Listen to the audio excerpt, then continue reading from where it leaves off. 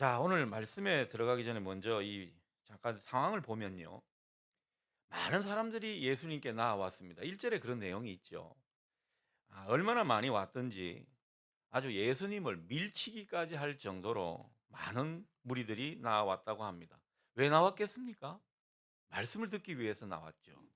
당시에 예수님을 따르는 사람들은 참 예수님의 가르침에 대해서 목말라 했던 모습을 우리가 자주 확인합니다. 여러분, 우리가 신앙생활하면서 얼마나 예수님의 이야기에 목말라 하는가. 거기에 신앙의 또 척도가 있을 수 있겠죠. 부디 바라기는 주님을 더 궁금해하고 주님을 더 알고자 하고 예수님의 이야기에 우리의 삶에 또 한 풍성함을 느낄 수 있는 여러분 되시면 좋겠습니다. 아무튼 예수님의 말씀을 들으려고 그렇게 많이 예수님께 나왔던 거죠. 근데 도저히 정상적인 방법으로는 말씀을 가르치기가 힘들었습니다. 그래서 예수님이 생각해낸 방법이 무엇입니까? 호숫가에 배를 띄우는 겁니다. 호숫가에 배를 띄워서 거기 올라가서 사람들에게 말씀을 전하시려 하는 그런 모습이었습니다. 자, 그런데 이 배에 올라가야 되는데 마침 거기에 배가 두 척이 있었다고 성경이 이야기하죠. 근데 예수님께서 그 중에 한 배에 올라타셨습니다. 그 배 위의 어부들은 그물을 씻는 중이었는데 굉장히 피곤해 보였습니다. 그들은 밤새도록 수고했지만 허탕만 치고 돌아온 그런 어부들이었죠. 그들은 아무 말 없이 뭔가 마음에 큰 어떤 눌림과 속상함이 있는지 그저 그냥 그물만 씻는 그런 모습입니다. 자, 예수님께서 그 중에 한 사람에게 배를 이용하게 해달라고 부탁을 하죠. 그 부탁을 받은 사람이 누굴까요? 예습을 하신 것 같아요. 시몬 베드로입니다. 시몬 베드로가 그 배 주인이었던 거죠. 자, 1번 문제를 여러분께 드립니다. 예수님은 특별히 시몬 베드로의 배에 오르셨다고 2절에 나와 있죠. 왜 베드로의 배를 선택하셨을까? 여러분, 그 이유가 뭐라고 보십니까? 누가 한번 이유를 한번 이야기해 보시겠습니까? 왜 해필 베드로의 배에 올라타셨냐라는 거죠. 마이크를 준비하고 있습니다. 그냥 뭐 정답이 있는 게 아닙니다. 떠오르는 대로 성령이 감동을 주는 대로 이야기를 하시면 됩니다. 그리고 발표를 하신 분은 우리 간사님이 마일리지 점수를 매기셔 가지고 나중에 상점 주시면 더 좋겠습니다. 안 하셔도 상관없고요. 누가 한번 이야기해 보시겠습니까? 왜 베드로일까요? 베드로. 오늘 베드로가 주인공이거든요. 뭐 한번 노 권사님 눈을 개슴츠레하게 뜨고 뭔가를 이 답을 하려고 애를 쓰는데 참 저분은 열심히 해요 보면. 수업할 때 보면. 한번 말씀해 보십시오. 왜 베드로였을까? 하나님 마음에 네. 그냥 순종하겠다는 마음이 들지 않았을까요? 그 사람 인상이. 인상이. 예예. 그냥 느낌이. 순종파와 비순종파는 인상에서 드러나는 거군요. 예. 제 인상은 어떻습니까? 순종파 같아요. 순종파인가요? 저는 순정파입니다. 그렇죠. 예수님이 볼 때 정말 이 예수님의 말씀에 순종할 것 같은 그런 느낌이 들었다. 그것도 일리 있는 말입니다. 우리 또 한 분만 더 이야기해 볼까요? 꼭 이럴 때는 교재를 보더라고요. 그리고 또 제가 말씀을 전하면은 교재를 또 보고 있고. 저기 뭐야, 제가 또 이렇게 성경 보자 그러면 또 앞을 보고 있고. 예, 따로 노는 분들이 간혹 있습니다. 어떻습니까? 뭐 아무 말 대잔치만 아니면 됩니다. 어떤 말도 한 번씩 표현하면 좋죠. 우리 남성 성도님 중에 자신 있게 누가 한번 송일석 집사님이 자꾸 저를 보고 있어요. 그냥 한번 이야기해 보십시오. 편안하게. 왜 베드로였을까? 그 배 두 척 중에 그 베드로가 좀 잘생겼나 봐요. 저분이 저런 유머를 날리실 줄 몰랐네요. 잘생기고 저 순종할 거라고 보였기 예. 때문에 그런 것 순종할 같습니다. 거라고. 네. 그러면서 인제 어 결론은 약간 버킹엄 쪽으로 가는 것 같습니다. 순종파다. 네. 그런 거죠. 예. 두 분 우리 답변은 잘 해 주셨는데 한번 박수로 격려해 주시기 바랍니다. 예. 자, 사실 그 베드로는요. 예수님에 대해서 어느 정도 알고 있는 터였습니다. 처음 만나는 그런 장면이 아니고요. 왠고하니까 예수님께서 이 베드로의 장모를 치료해 주었거든요. 그것도 베드로의 집에서 말이죠. 그러니까 예수님은 베드로 집에 어떤 문간방에 얹혀 사시는 뭐 이런 형태였던 것 같습니다. 그런 가운데 또 이 베드로도 가버나움에 살았는데 뭐 예수님 소문 안 들었겠습니까? 예수님 소문도 많이 듣고 행하시는 이적도 들어서 많이 알고 또 자기도 직접 그 장면을 봤을 수도 있고요. 자, 그런 예수님, 뭔가 예수님에 대해서 생각이 좀 특별한 게 있었는데 그 예수님이 자기 배에 올라탔습니다. 자, 그런데 배에 올라타니까 베드로가 어떻게 했겠습니까? 뭐 여러 가지 인제 뭐 닻을 잡아 줄 수도 있고 배가 안전하게 뭐 출렁이지 않도록 조치를 했겠죠. 자, 그러면서 이 성경의 상황을 보면은 이 베드로가 뭔가 이 뱃머리에 앉아 있도록 그렇게 예수님께서 의도적으로 접근한 듯한 그런 내용을 우리가 확인하게 됩니다. 여러분, 배에 베드로 배에 올라가서 베드로를 뱃머리에 앉혔다 그러면은 예수님이 어떤 의도로 그렇게 했겠습니까? 뭔가 지금 말씀을 전하려고 하는 입장이지 않습니까? 말씀을 전하는 데 있어서 여러분 제일 좋은 자리는 앞자리 아니겠습니까? 그 뱃머리에 베드로가 앉아 있으니까 누구보다도 그 말씀에 관심을 기울일 수밖에 없을 겁니다. 많은 사람들이 지켜보는데 마치 그 수행 비서처럼 그 앞에 앉아 있거든요. 예수님이 뭔가 의도적으로 그 자리에 앉히신 듯한 그런 뉘앙스를 우리가 느끼게 됩니다.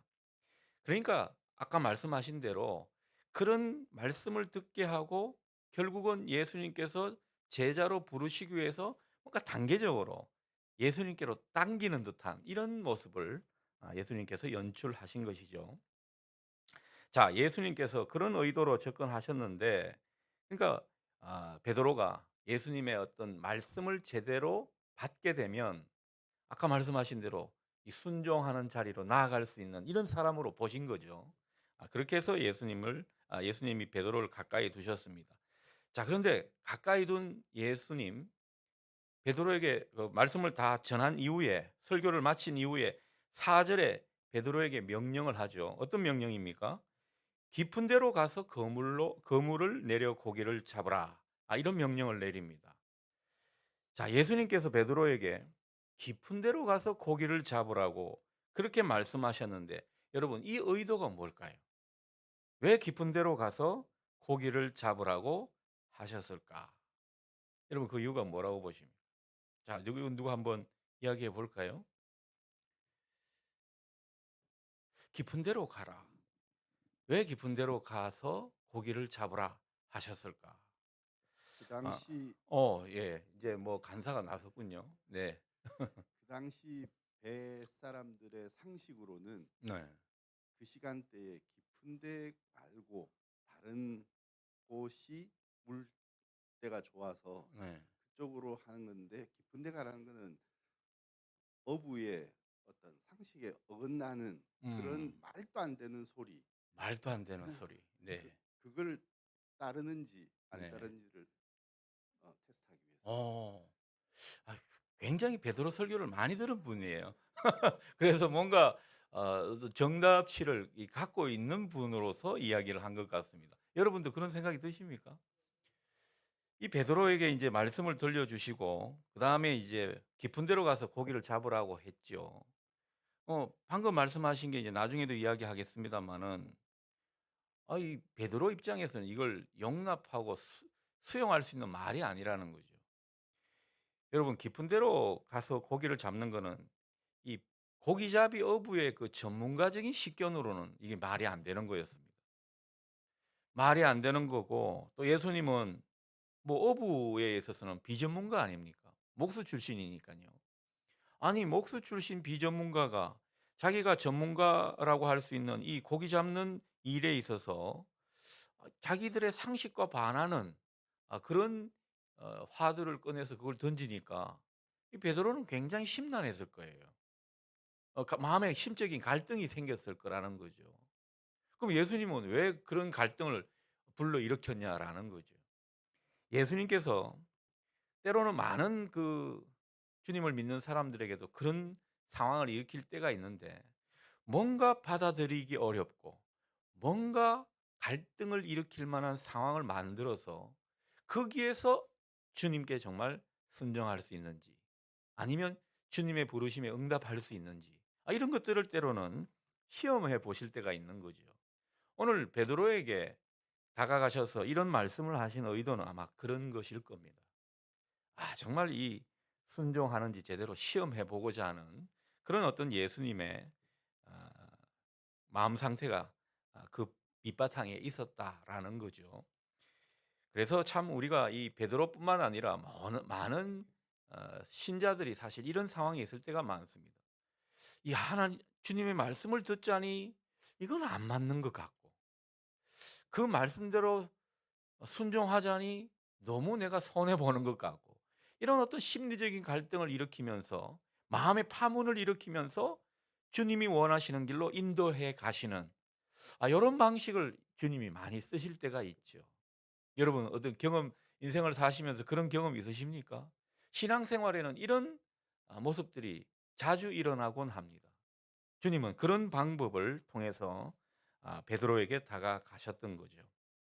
자, 이제 2번 문제를 한번 보죠. 말씀에 들어가기 2번 문제 보면 자, 이런 상황이니까 베드로가 예수님 말씀을 따르기가 쉬웠겠습니까? 쉽지는 않죠. 그렇다고 예수님 말씀을 거부하기도 어려웠을 겁니다. 왠고하니까 자기가 지금 최근에 이분을 지켜본 바로는 굉장히 놀라운 분이거든요. 자기가 이해할 수 없지만은 정말 많은 사람들이 존경하고 따르고 또 그분의 말대로 하려고 결심하는 이런 것들을 자기가 간접적으로 많이 봤단 말씀입니다. 그 가운데 이 예수님의 그 권위 있는 말에 자기가 마냥 거부하기도 힘들었던 거죠. 그래서 베드로가 뭐라고 이야기합니까? 선생님, 우리들이 밤이 새도록 수고하였지만 잡은 것이 없습니다. 하지만 제가 말씀에 의지하여 그물을 내리겠습니다. 이렇게 말했던 겁니다. 그러니까 자기가 마음이 좋아서 아니면 선뜻 내켜서 그렇게 주님의 말씀에 의지한 게 아닌 것을 우리가 느낄 수가 있죠. 자기는 그렇게 생각이 안 되지만 그러나 권위 있는 주님께서 말씀하시니까 제가 그 말씀대로 한번 해보겠습니다. 그 말씀에 나를 한번 던져보겠습니다. 이런 뉘앙스로 예수님께 말씀을 했다는 것입니다. 자, 베드로는 그렇게 해서 이제 예수님 말씀대로 깊은 데로 가서 그물을 내렸죠. 근데 그 그물을 내려서 말씀대로 해보니까 어땠습니까? 이게 이제 그물을 올릴 때가 되는데 손맛이 다른 거예요. 아니 이럴 리가 없는데 싶은데 이게 안 당겨지는 겁니다. 엄청나게 지금 이 그물을 찢어질 정도로 많이 고기가 잡히는 이것을 경험한 거죠. 고기를 다 채우니까 어느 정도 채웠다고요? 성경에 뭐라고 되어 있습니까? 누가 빨리 한번 이야기해 보십시오. 2배를 다 역시 장로님 이 고시 공부를 많이 하셔 그런지 몰라요. 2배를 다 채웠다는 거죠. 그래서 우리가 이 사건을 두고 만선의 기적이다 이런 표현을 쓰게 되는 겁니다. 자, 그런데 이상한 게 있어요. 베드로가 예수님 말씀대로 그렇게 했을 때 놀라운 기적을 봤죠. 근데 그 기적을 보고 예수님께 정말 놀라운 일을 경험했는데 그 다음에 나오는 반응이 뭡니까? 예수님 보고 자기한테 떠나달라는 거죠. 예수님, 저 멀리 좀 가십시오. 이런 식으로 이야기를 한단 말씀입니다. 왜 이런 말을 하고 있느냐라는 거죠. 자, 이건 누가 한번 아, 대답을 해보죠. 왜 자기에게서 떠나달라고 그렇게 하셨어요? 예? 한번 마이크 대고 방송을 타야 또 되니까요. 얘기해도 되는 거예요? 괜찮습니다.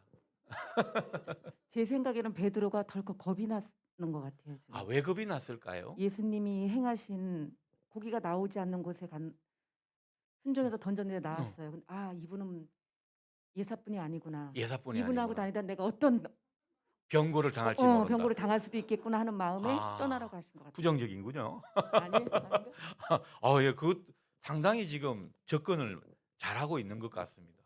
근데 변고까지는 좀 그런 것 같아요. 또 다른 분 한번 대답해 보십시오. 자꾸 이쪽만 대답하는데 이쪽도 한번 대답하시죠. 홍순남 권사님께 한번. 네, 그랬어요.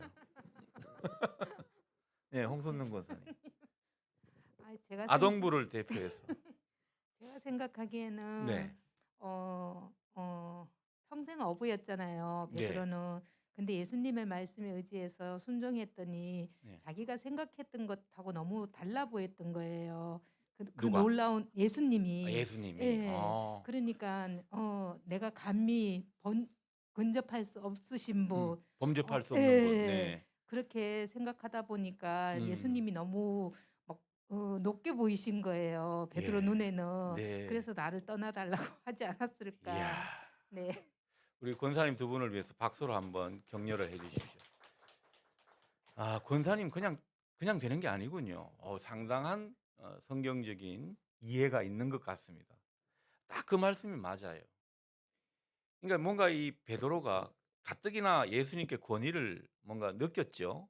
그런데 이런 기적에 대한 체험을 하고 나니까요. 뭐 그간에 자기가 허탈하고 상실감에 빠졌었는데 그런 걸 충분히 보상받았지만은 문득 예수님을 또 바라보니까 이분이 진짜 예사롭지 않은 거예요. 그 표현대로 범접하기 어려운 분으로 느껴진 겁니다.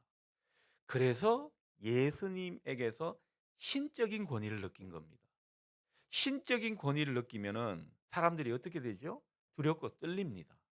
두렵고 떨리고 그분과 뭔가 함께 있는 것이 왠지 죄송스럽고 불편하기도 하고 두렵기도 하고 이런 현상을 이제 누미노제 현상이라고 하는데 그런 어떤 신적인 떨림을 이 베드로가 갖게 된 것이죠. 여러분 이 체험은 굉장히 중요한 것입니다. 뭐 모세도 하나님이 부르셨을 때 그 떨기나무에서 그런 체험을 했죠. 그 신적인 떨림인 것입니다. 모든 주의 종들이 다 하나님의 부르심에서 놀라운 어떤 현상, 기적이라든가 예상치 못한 그런 일들을 만난다든가 이런 것들을 경험하게 되는 거죠. 여러분 이게 종교적인 체험인 것입니다. 여러분에게 이런 종교적인 체험이 더욱더 확대될 수 있기를 축복합니다. 우리가 기도했는데 뭔가 예전하고 크게 다를 바가 없어요. 그러면은 좀 더 깊이 하시기를 바랍니다. 좀 더 깊은 곳으로 우리가 들어가서 그분을 만나는 가운데 주님과 뭔가 맞닥뜨리게 될 때 우리에게요. 그 두려움과 경외감이 이게 묘하게 어우러져 가지고 막 눈물도 주르르 흐르게 되고 또 주님을 대하고 주님을 생각하는 게 예전 같지 않은 그런 어떤 신비한 체험을 하게 되는 것입니다. 이런 어떤 종교적인 체험들이 있는 사람은 결국 주님을 대하는 태도도 다를 겁니다. 전에 없이 신앙생활의 어떤 이 진보를 맛보게 되는 거지요. 오늘 이런 체험을 한 베드로 일단 호칭이 달라지는 걸 보게 됩니다. 5절 보십시오. 예수님을 향해서 뭐라고 불렀습니까? 선생님이라 불렀습니다. 그런데 8절에는 뭐라고 고백하죠? 주여, 주님으로 고백한다는 거죠. 벌써 호칭에서 느껴지는 이 존재의 변화, 예수님을 대하는 모습의 변화 이런 것들을 우리가 느끼게 되는 것입니다. 자, 이제 본격적인 말씀을 한번 보죠. 베드로가 예수님 말씀대로 질문을 띄워주세요. 베드로가 예수님 말씀대로 그물을 던지기란 결코 쉬운 일은 아니었을 겁니다.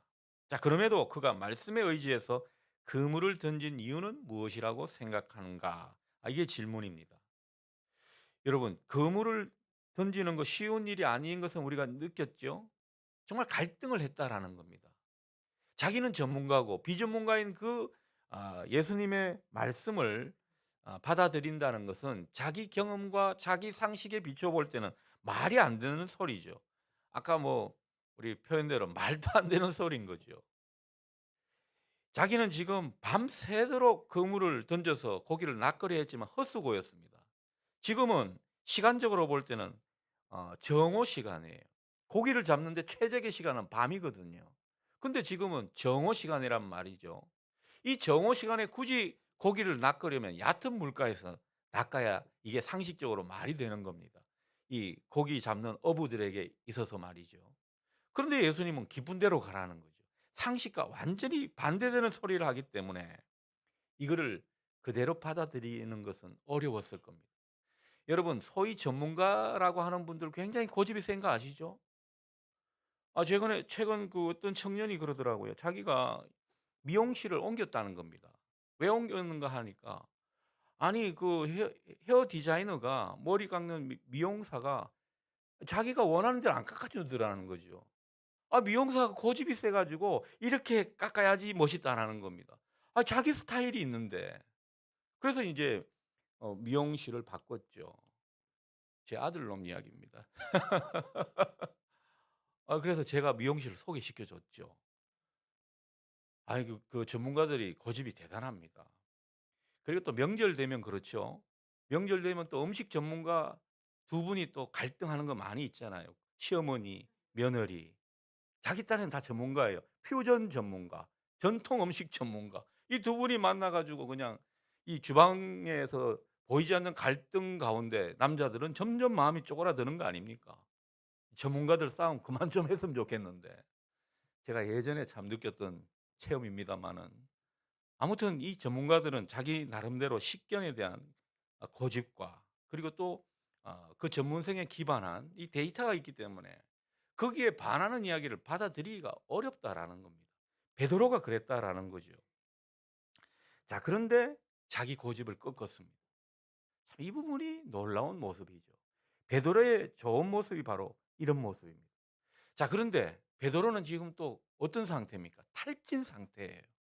밤새도록 용을 썼는데 헛수고했습니다. 그러면은 지금 상태는요, 반그러기 상태입니다. 그물을 다 씻은 후였습니다. 그렇다면 이제 모든 것을 심하게 아니 이제 끝내는 그런 단계 아닙니까? 그 단계에 지금 새롭게 나가서 뭐 기본 대로 가서 그물을 던져라. 이 말을 듣는다는 것은요. 굉장히 굉장한 도전이라고 할 수 있습니다. 헛수고가 되면 어떡하나 이런 생각하지 않았겠습니까? 예수님이 권위 있는 분이기는 하지만은 그런 말씀을 주셨을 때 심적으로 갈등은 대단했다라는 거죠. 자, 그런데 말씀에 의지해서 그물을 내렸습니다. 여러분, 베드로의 모습에서 이 모습이 중요한데 그렇다고 베드로가 그냥 자기의 어떤 원래 순종의 DNA가 많아서 꼭 그렇게 된 것은 아닐 겁니다. 오늘 아까 우리가 나눴던 것처럼 예수님에게서 뭔가 권위를 느꼈기 때문에 오늘 본문은요, 특별히 말씀의 권위를 은연중에 강조하고 있습니다. 1절, 4절, 5절 보시면은 말씀이란 단어를 중복해서 사용하고 있죠. 상황을 다시 한번 생각해 보면 뱃머리에서 그 예수님의 말씀을 경청해서 듣던 베드로, 그 어느 타이밍에 예수님의 말씀에 이 권위에 압도가 된 겁니다. 그래서 이분의 말씀의 권위 앞에 놓이면서 뭔가 이게 인간의 소리로, 여러 사람의 소리로 들리지 않았던 거죠. 그러면서 그것이 하나님의 소리라고 들리니까 그 하나님의 소리에 자기를 턱하니 맡긴 것이 말씀에 의지하여 내가 그물을 내리겠습니다 라고 표현하는 그 표현 속에 우리가 느낄 수 있는 내용들입니다. 중요한 것은 이럴 때 놀라운 하나님의 기적을 본다는 거죠. 이럴 때 놀라운 하나님의 은혜를 체험하게 된다는 것입니다. 우리가 하나님의 은혜를 체험하고 때로는 기적과 같은 일을 경험하게 되는 것은요, 우리의 논리에 맞고 우리의 상식에 맞고 또 우리가 이해할 수 있는 범주 내에서 그런 것들을 경험하는 것이 아닙니다. 뭔가 우리는 이해할 수 없고 논리적으로 수긍이 안 가는 가운데 하나님께서 말씀하셨고 그 말씀 앞에 내가 권위를 느껴서 그 말씀에 순종하게 될 때 그때 놀라운 기적이 일어나는 거죠. 여러분의 신앙 체험의 여러 가지 모습 속에서 그런 것을 느끼지 않았습니까? 오늘 베드로의 이 일을 통해서 또 우리의 일을 반추해 보는 겁니다. 여러분은 최근 말씀에 의지해서 나를 던져본 이런 어떤 사건이나 그런 체험이 얼마나 있습니까? 때로는 이게 참 중요하다는 생각이 듭니다.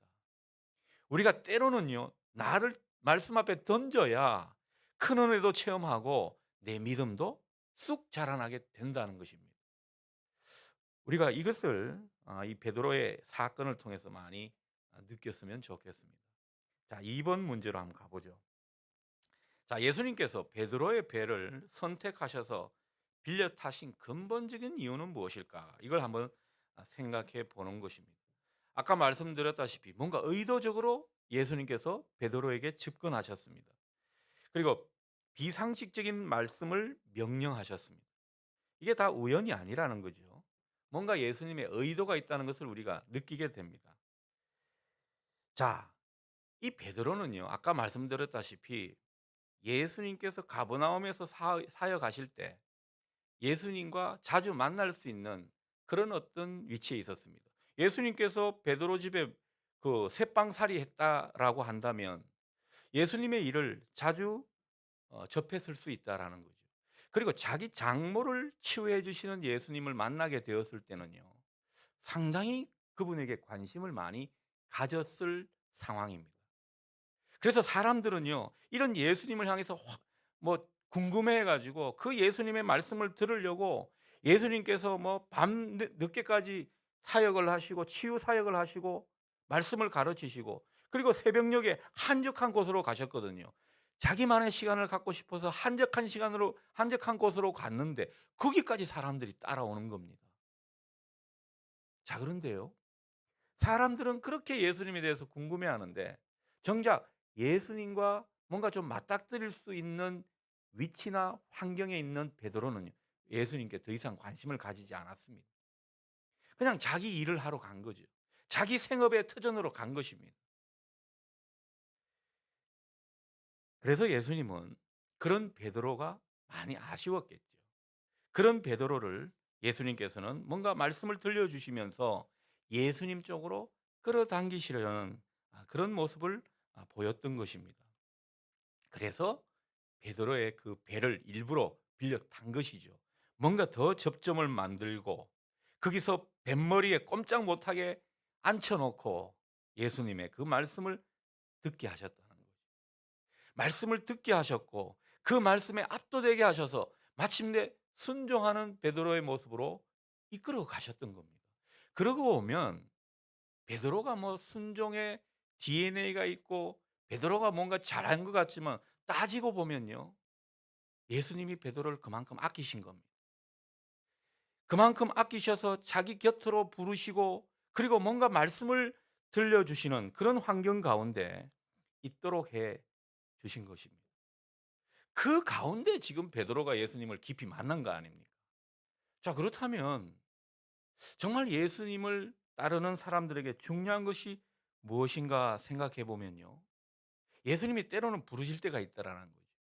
예수님이 때로는 예수님 가까이 두시려고 하실 때가 있더라는 겁니다. 여러분, 이 때를 놓치지 않기를 바랍니다. 베드로는 그 때를 놓치지 않은 겁니다. 자기는 뭐 자기 생각에는 이런저런 궁리가 많죠. 삶의 궁리가 많고 뭐 여러 가지 시도를 해 보지만 그러나 주님께서 막상 우리를 부르시고 가까이 두실 때는 또 그렇게 하는 겁니다. 그래서 예수 잘 믿는 사람 보면요, 너무 뭐라 그럴까 자기 고집이 있고 또 자기 성적이 너무 지나친 사람은 예수님을 잘 믿기가 힘듭니다. 때가 되어서 예수님께서 부르실 때가 있고 더 가까이 두실 때가 있고 말씀의 자리에 앉혀 놓을 때가 있는데 그 자리를 자꾸 피하고 도망 다니다 보면은 결국 자기 복을 자기가 차버리는 꼴이 되는 것이거든요. 오늘 베드로를 보면서 그런 것을 느끼게 됩니다. 그래서 베드로가 주님을 깊게 만나니까 또 주님에게 깊은 고백을 하는, 아, 주님에게서 뭔가 이 신적인 권위를 느끼면서 종교적인 그 강렬한 체험을 하게 되는 이런 어떤 은혜를 누리게 된 것입니다. 이 장면을 여러분 잘 생각하시면 좋겠습니다. 예수님께서 그렇게 가까이 두신 이유를 여러분 느끼시겠습니까? 자, 3번입니다. 주님 말씀대로 고기를 잡는 이 기적을 체험한 사건, 이 베드로 생애에 있어서 앞으로 어떤 영향을 미쳤을까? 여러분 어떤 영향을 미쳤을 거라고 생각하십니까? 예수님께서 이 뭔가 주님을 깊게 만나게 하고 기적적인 체험을 하고 큰 은혜를 경험하게 하는 이 사건이 베드로에게 왜 중요했냐라는 거죠. 뭐 그런 질문으로 바꿔도 상관없겠습니다. 여러분 우리 신앙생활을 끌어가는 힘을 잘 한번 생각해 보십시오. 내가 예전에 정말 신앙에 어떤 열정이 있어 가지고 그때 하나님께서 나에게 은사를 주신 게 있어요. 그게 방언의 은사든 뭐 치유의 은사든 아니면 어떤 헌신하고 봉사를 잘하는 은사든 그런 은사를 주셔 가지고 그 은사를 통해서 주님과 더 관계를 맺게 하는 이런 것으로 주님께서 이끄실 때가 많거든요. 어떤 분은요. 예수님을 깊게 만나는 게 뭐 11조라든가 헌금을 통해서 깊게 만나는 분도 있습니다. 그러니 그 체험이 있기 때문에 남보다 헌금을 더 많이 하는 겁니다. 사람마다 하나 주님은요. 부르시는 방법도 다르고 각양 그 체험도 다르게 하시는 거죠. 어떤 분은 굉장히 찬양에 큰 은혜를 받게 하십니다. 그래서 찬양만 부르면요. 하늘 문이 열리는 이런 분들이 있더라는 거죠. 그런 어떤 자기만의 독특한 체험으로 우리를 부르시고 그 부르심이 오랫동안 우리의 신앙을 이끌어 갑니다. 저 같은 경우는요. 신대원 준비하기 전에 신대원 준비할 때 그때 이 말씀의 은사를 좀 받은 것 같아요.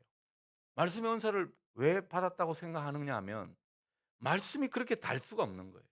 성경을 그렇게 이 보는 게 너무너무 재미있는 겁니다. 그러니까 뭐 시험 공부를 했다기보다는 그냥 말씀과 논 것 같은 이런 느낌을 제가 그때 받았습니다. 그래서 뭐 그걸 가지고 서로 막 밥 먹을 때도 퀴즈를 내고 이 또 성경 구절 가지고 언어 유희도 막 하고 그렇게 말씀과 실험한 게 아니라 놀았더니만 그 신대원 합격은 일종의 선물같이 되는 되는 거라는 거죠. 그런 체험이 있기 때문에 저는 지금도 말씀을 통해서 주님과 깊이 만나는 편입니다.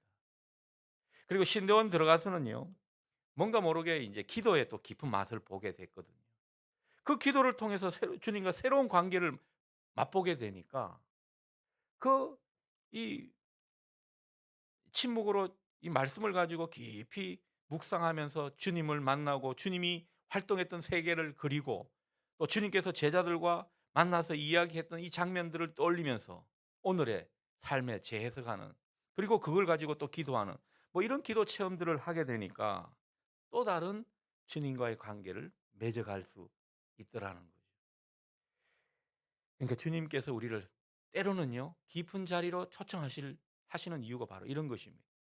때로는 주님을 깊게 만나고 그 은혜의 깊이를 느끼게 하셔서 그것으로 주님과 더 깊은 관계로 끌어당기시는 이런 모습이 많더라는 것입니다. 그래서 베드로는요 이 말씀에 의지하여 거물을 내리는 사건 평생을 두고 좋은 기억 그리고 선한 기억으로 남았을 겁니다. 그걸 우리가 잘 보여주는 장면이 어떤 것입니까? 베드로가 나중에 성령 받은 이후에 성경 미문 앞에서 안전뱅이에 구걸을 했죠. 그때 베드로가 뭐라고 이야기를 합니까? 금과 은은 내게 없지만은 내가 너에게 줄 수 있는 것은 나사렛 예수 오직 그분뿐이다. 그분의 이름 의지하여 네가 일어나 걸어라. 이러니까 놀라운 기적이 또 일어났지 않습니까? 우리가 받은 은사, 주님을 만난 체험, 주님을 만난 그 각양 독특한 경험들이 결국은요 주님이 나중에 귀하게 쓰시는 하나의 재료가 되는 것입니다. 오늘 베드로에게는요 두고두고 이 예수님을 만선의 기적의 체험을 통해서 자기 사역의 지평을 넓혀가는 이런 은혜가 있었다고 생각합니다. 하나님이 이 사람을 부르셔서 사용하시는 거 보면 참 기가 막힐 때가 있습니다. 저 사람에게는 저런 체험을 하게 하셔서 저분에게는 또 저런 어떤 은사를 주셔서 그렇게 이끌어 가시는구나. 그래서 그게 모여서 교회가 되는 겁니다. 그러니 어떤 분은 몸으로 정말 잘 수고하시는 은사로 교회를 세워가고요.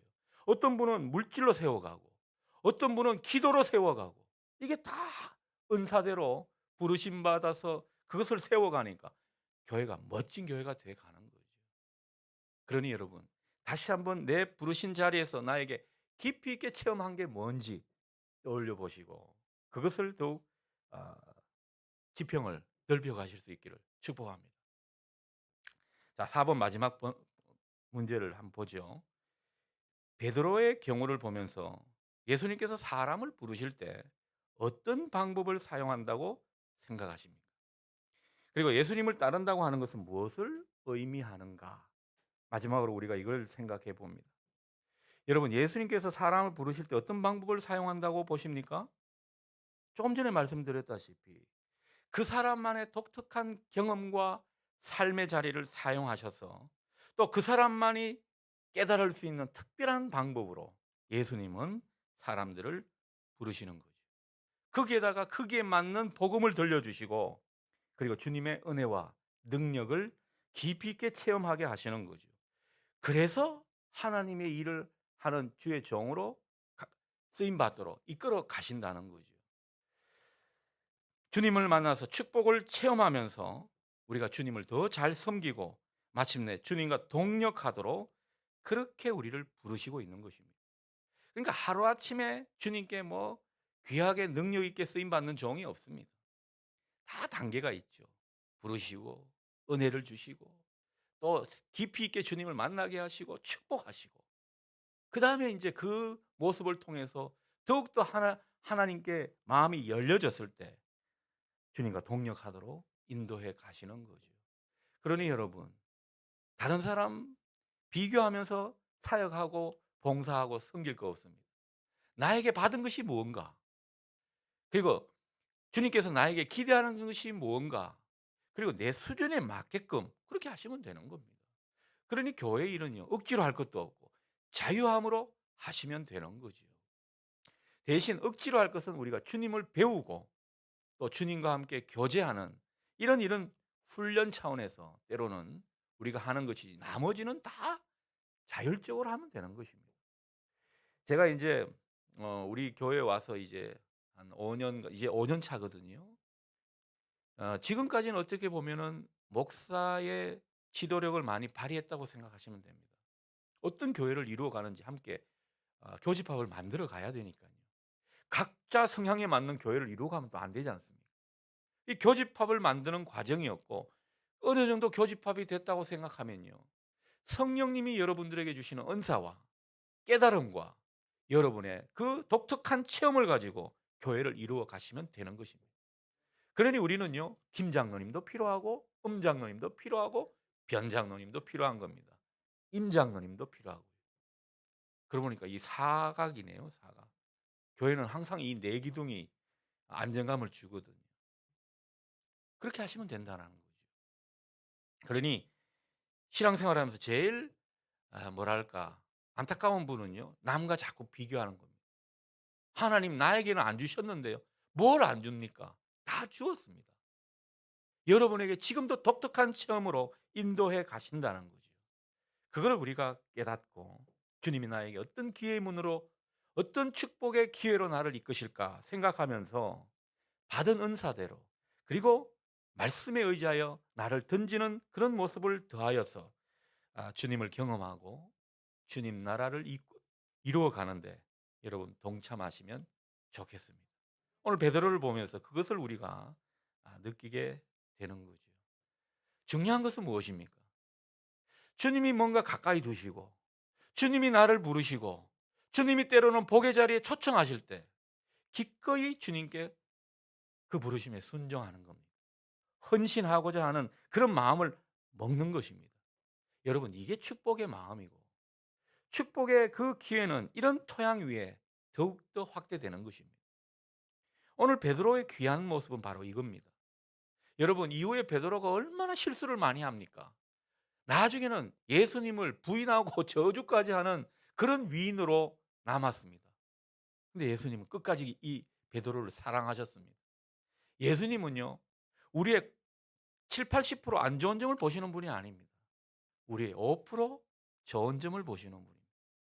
그 주님과의 첫 만남, 그리고 주님과의 그 체험이 있는 그 자리에서 주님께 어떤 모습으로 반응했는가, 이걸 보신다는 거죠. 여러분이 오늘 베드로처럼 때로는 말씀에 의지하여 그물을 내리는, 그 말씀 앞에 나를 던지는 이런 모습으로 주님께 마음이 심쿵해지는 우리 모두가 될 수 있기를 주님의 이름으로 축복합니다.